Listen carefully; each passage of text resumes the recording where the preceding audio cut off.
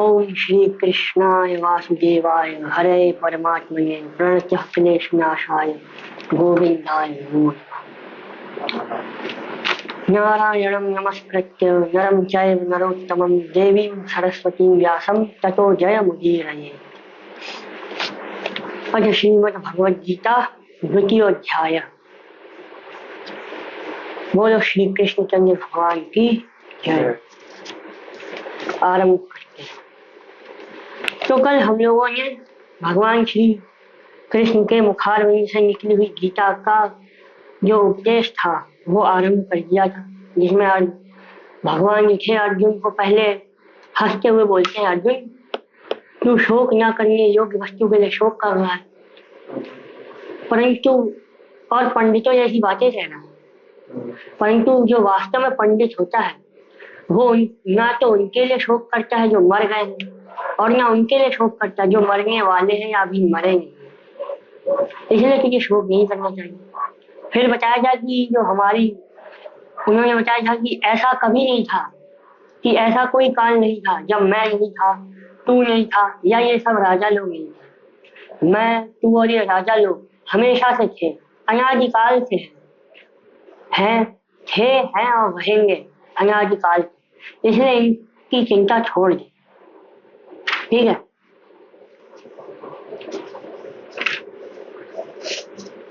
फिर भगवान ने अवस्थाएं समझाई थी शरीरों की, कि पहले बालक अवस्था, फिर युवा, फिर वृद्धावस्था।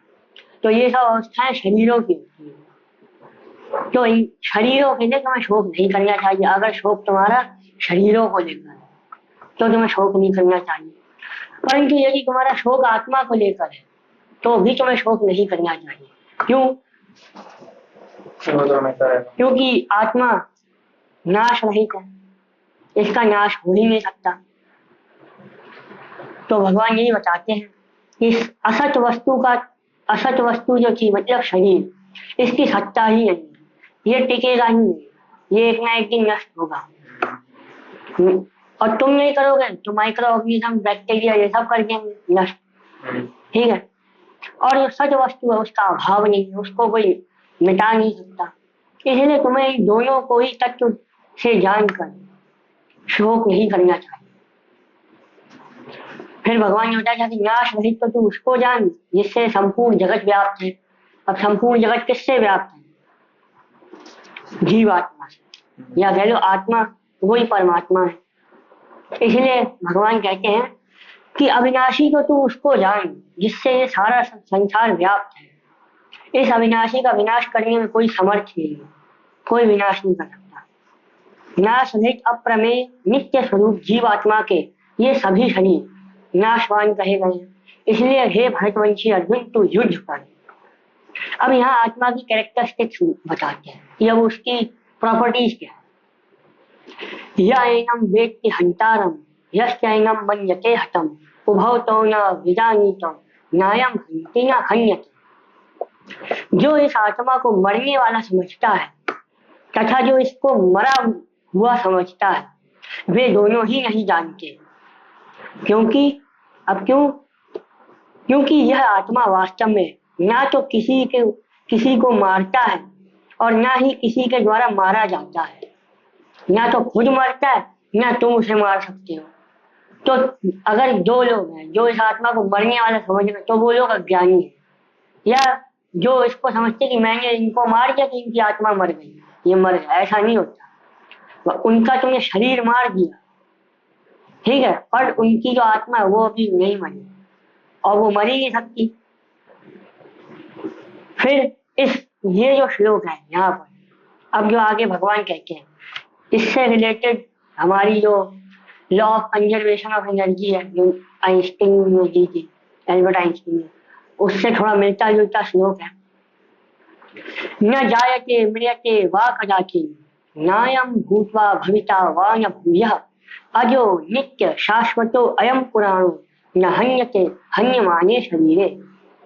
यह आत्मा किसी भी काल में ना तो जन्मता है, नाइदर क्रिएटेड, न ही मरता है, नॉट डिस्ट्रॉयड।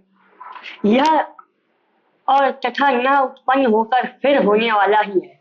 मतलब उत्पन्न हुआ, मर गया, फिर बाद में उत्पन्न हो गया, ऐसा भी नहीं। ना तो ये मरता है ना जन्म लेता है, ये जैसा है वैसे ही रहता है। एनर्जी ही हो गया।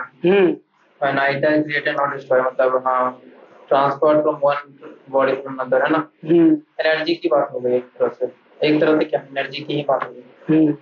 यह आत्मा किसी भी काल में ना तो जन्मता है और ना मरता है तथा ना उत्पन्न होकर फिर होने वाला है, क्योंकि यह अजन्मा है, इसका जन्म नहीं हो सकता, ये नित्य है।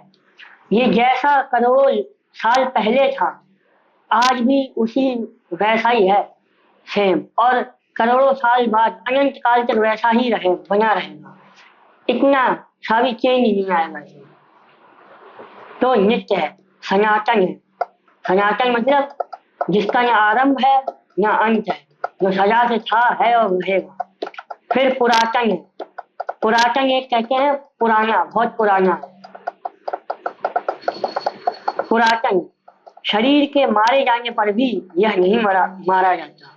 शरीर को मार दिया पर ये आत्मा ये नहीं मरता कभी। अरे यार एकदम सिंपल देखे ना यार, देखो हमारी बॉडी इतनी सारी चीजों से बना हुआ है, सब चीजों को एक साथ होल्ड करके रखने के लिए एनर्जी तो चाहिए होती है ना। सिंपल है, तुम्हारे अंदर तो एनर्जी तो है। अगर देखो सिंपल है यार, अगर हम लोग एनर्जी बॉडी बॉडी के अंदर एनर्जी है तो वो उसको कुछ ना कुछ करके कुछ बन जाएगा, फिर उसको पॉसिबल बन जाएगा, कुछ ना कुछ तो बन ही जाएगा। एनर्जी हर समय ट्रांसफर होती है, तो वही यहाँ से हटे ही दूसरे ट्रांसफर हो गई। आत्मा में एनर्जी मान लो कि अगर तो इक्विलिब्रियम बना रहता है, वो एनर्जी है एक तरह से ट्रांसफर हो गया। वेदा विनाशिनम नित्यम य एनमदव्ययम कथम सह पुरुषः पार्थ कम घातयति हन्तिकम। हे प्रथा पुत्र अर्जुन, जो पुरुष इस आत्मा को नाश रहित, नित्य, अजन्मा और अव्यय जानता है, वह पुरुष कैसे किसी को मरवाता है और कैसे किसी को मारता है। मतलब जिसको मालूम है कि ये मर ही नहीं सकता तो वो किसी को कैसे मार सकता है, वो तो मार ही नहीं सकता जिसे मालूम है। परंतु आज के अज्ञानी लोग समझते हैं कि इनको मरवा दिया तो अब मतलब कहानी खत्म, अब ये मर गए, परंतु ऊर्जा तो कभी नहीं मरती। फिर आगे भगवान कहते हैं वासांसि जीर्णानि यथा विहाय नवानि गृह्णाति नरोपराणि तथा शरीराणि विहाय जीर्णानि अन्यानि संयाति नवानि देहि। अब वही कंजर्वेशन ऑफ लॉ एनर्जी का ये पूरा आधा बचा हुआ। जैसे मनुष्य पुराने वस्त्रों को त्याग कर दूसरे नए वस्त्रों को धारण करता है, वैसे ही जीवात्मा पुराने शरीर को त्याग कर दूसरे नए शरीरों को प्राप्त होता है। मतलब एक जगह दूसरे ट्रांसफर हो गया। तो पिछले वाले श्लोक में हमने कहा कि नाइदर क्रिएटेड नॉट डिस्ट्रॉयड, इस वाले श्लोक में it is only transfer from one place to another. तो ये दो श्लोकों में हमारा पूरा हो गया। फिर नयनम छिंदन्ति शस्त्राणि नयनम दहति पावकः न चैनम क्लेजं चापो न शोष्यति मारुतः। इस आत्मा को शस्त्र काट नहीं सकते, इसको अग्नि जला नहीं सकती, इसको जल भिगा नहीं सकता और वायु सुखा नहीं सकती या उड़ा नहीं सकती। अछेद्यो अयम अकले अदाहयो अयम अकलेज्यो अशोष्य एव च नित्य सर्वगतः स्थाणु अचलो अयम सनातन। यह आत्मा अछेद्य है, छेदा नहीं जा सकता। मैंने छेद कर दिया, छेद हो गया, छेदा नहीं जा सकता है। यह आत्मा अदाह है, अदाह है मतलब इसको जलाया नहीं जा सकता, ठीक है, वही पीछे। फिर अकलेज्य मतलब इसको उड़ाया नहीं जा सकता, इसको एक जगह दूसरी जगह मूव नहीं किया जा सकता, ये मूव नहीं हो सकती एक जगह दूसरी जगह। और निसंदेह अशोष्य, अशोष्य तथा यह आत्मा नित्य सर्वव्यापी अचल स्थिर रहने वाला और सनातन है। स्थिर मतलब एक ही जगह पर। ये तुम कह लो आत्मा एक शरीर थोड़ा दूसरी जगह मूव होके चली गई, मूव नहीं हुई। वो आत्मा का तो शरीर मर गया, वो आत्मा का उसी जगह पर रहा, जन्म से पहले जहां था मरने के बाद भी वो वही है। शरीर मर गया पर वो वही रहा। जैसे लोग कहते हैं इनके शरीर से आत्मा निकल गई हम लोग में चली गई, तो वो निकल के कहीं नहीं गई है, वो वही थी जहां उसे रहना था।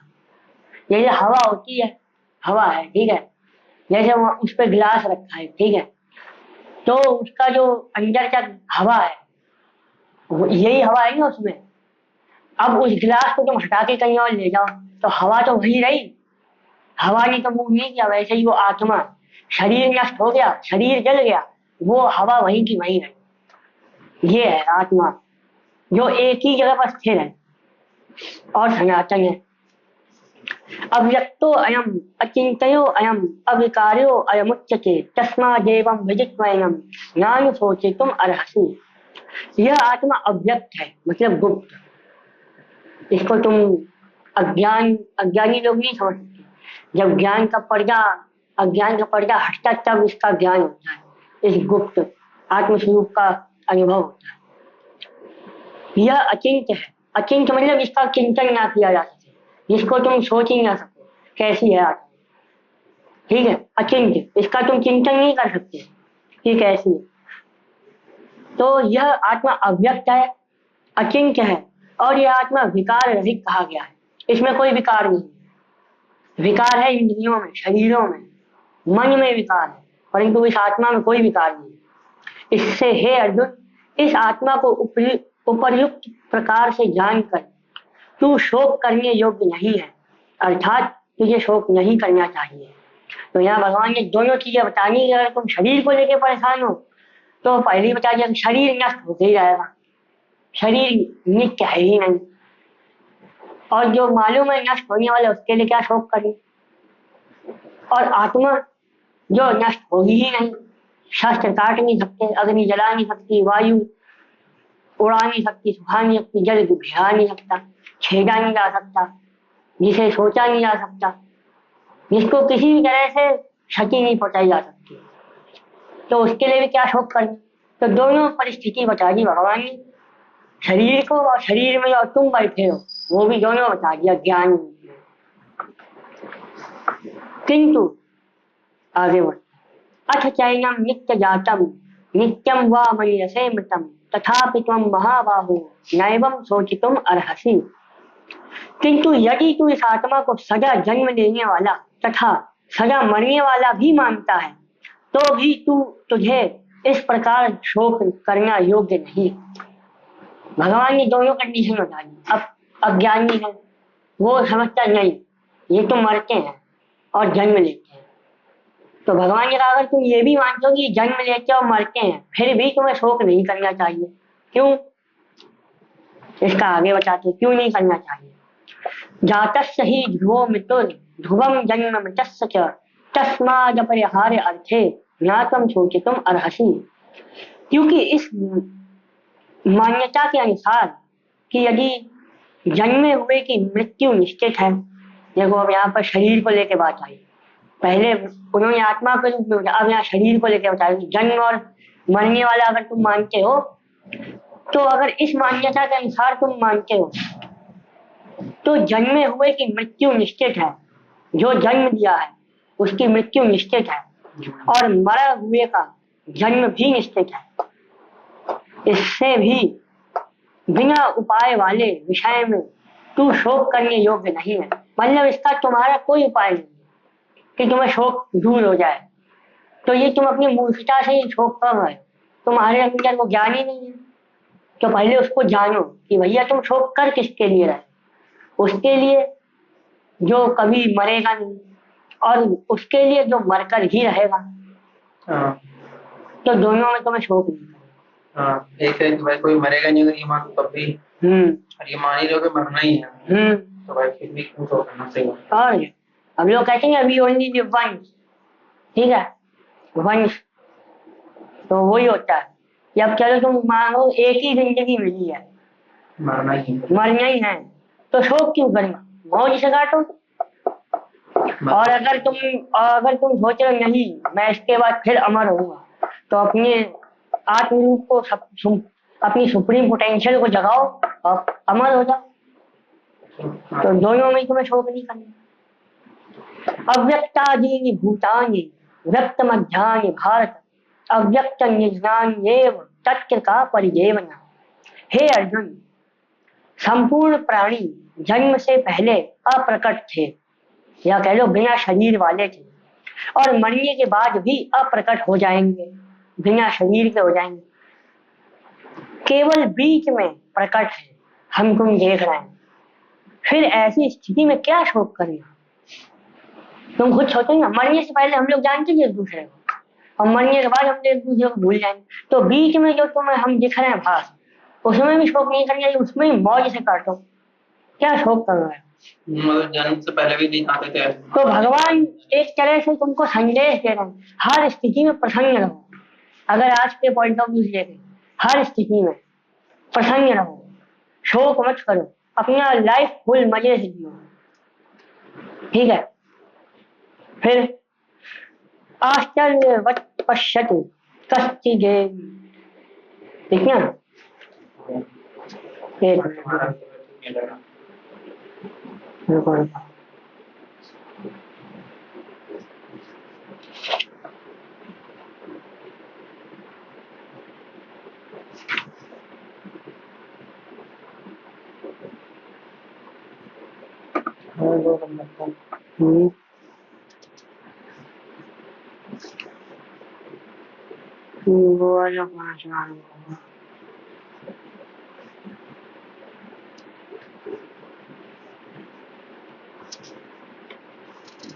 चलो इतना करते हैं, ठीक है। यही बात, इसको थोड़ा रियल लाइफ का मुझे समझ में आया, बट रियल लाइफ से कम आया। रियल लाइफ से देखो, यहाँ पर ज्ञान योग के विषय में बात हो रही, तो ये सब जो है ना, योग के अंदर जब तुम योग पढ़ोगे ना, तो उसमें इन सब चीजों का वर्णन आता है कि हमारे बॉडी के अंदर 7 चक्र हैं, इनको जागृत किया जाता है। हमारी एक कुंडली शक्ति होती है जो हमारे मूलाधार में स्थित होती है, ध्यान योग द्वारा या गुरु के मार्गदर्शन में मंत्र आज उसको जगाया जाता है। इससे वो क्या बताना चाहते हैं? वो यही बताना चाहते हैं, मंत्र था कि तुम्हें किसी हर परिस्थिति में शोक नहीं, किसी भी परिस्थिति में शोक नहीं करना, प्रसन्न रहना है। पहली चीज कि तुम्हें शोक नहीं करनी, मतलब या कह लो फालतू की चीजों में तुम्हें शोक नहीं करनी। हाँ। अर्जुन या फालतू की चीजों में शोक करना है, तो पहली चीज अर्जुन को उस चीज का ज्ञान नहीं है। तो हमें जिस चीज का ज्ञान नहीं होता है ना, उस चीज के लिए हम लोग बहुत कल्पनाएं करते हैं, चिंतन करते हैं, फिर शोक करते हैं, ऐसा नहीं ऐसा, ऐसा नहीं ऐसा। हमको ज्ञान नहीं होता। तो पहली चीज तो भगवान ऐसा मतलब कह रहे हैं कि पहले तो ज्ञान प्राप्त करो। जिस चीज का तुम्हें ज्ञान नहीं है, पहले उसके बारे में ज्ञान प्राप्त करो। ज्ञान प्राप्त कर लो, फिर तुम्हें उस चीज का शौक होगा ही नहीं। तो यहाँ पर बेसिकली तुम्हें लाइफ का कॉन्सेप्ट समझा रहे हैं भगवान कि देखो, तुमको मरना है एक दिन। अगर तुम ये मानते हो कि मुझे एक दिन मरना है, तो भी शोक मत करो। अपना लाइफ, अपने कर्तव्यों को पूर्ण निष्ठा से निभाओ। जो तुम्हारा कर्तव्य है उस पर अडिग रहो और अपना जीवन सार्थक करो, बिना शोक के आनंद में रहो। और यदि तुम मानते हो कि नहीं मैं तो अविनाशी, मैं भगवान का ही, तो फिर क्या बात कर, जब तुम अविनाशी हो ही, तुम्हें कोई जला नहीं सकता, कोई काट नहीं सकता। तो यहाँ दोनों मान्यताएं आ गई। भगवान ने शरीर को लेकर भी बता दी, जैसे भौतिक लोग होते हैं, नास्तिक लोग, यहाँ नास्तिकों का भी बात आ गया। तो नास्तिकों की यहाँ पर यही बात आ गई शरीर को लेकर, आस्तिकों की बात आ गई आत्मा को लेकर। कि नास्तिक लोग शरीर को मानते हैं कि भगवान ने कह दिया चलो इसको अगर तुम जन्म लेने वाले मरने वाले समझो तो भी तुम्हें शोक नहीं करना चाहिए, क्योंकि तुम इसे रोक ही नहीं सकते। हाँ। तो यहाँ वही होता है, मर के टाइम जब तुम लोग शोक करते हो ना कि अरे ये हो गया वो हो गया, तो उस समय तुम्हें शोक नहीं करना चाहिए। उस समय तुम्हें अपनी बुद्धि से काम लेना चाहिए। ठीक है, कि इनको एक दिन मरना ही था, क्या शोक करना। तो भगवान कह रहे हैं कि इस परिस्थिति के लिए तैयार रहो, हर परिस्थिति, और अपने आप को मजबूत बनाओ। कैसे? जो सुख दुख है उसे शांति से सह जाओ। सुख में फूलो मत, दुख में दुखी मत हो। यही वैसे तो आगे एक श्लोक है, थोड़ा सा इससे रिलेटेड है, बस ये एक बता दीजिए, ठीक है? बस एक, नहीं आगे वाला अलग है थोड़ा, ठीक है?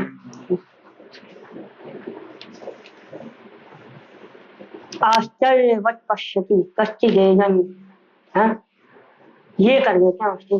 कल करेंगे तो कल करेंगे। चलो ठीक है, कल ही करते हैं। हाँ, तो एक बात अब ये मैं अभी बैठा हूँ तो फिर मेरे को थोड़ा नॉर्मल फील हो रहा है।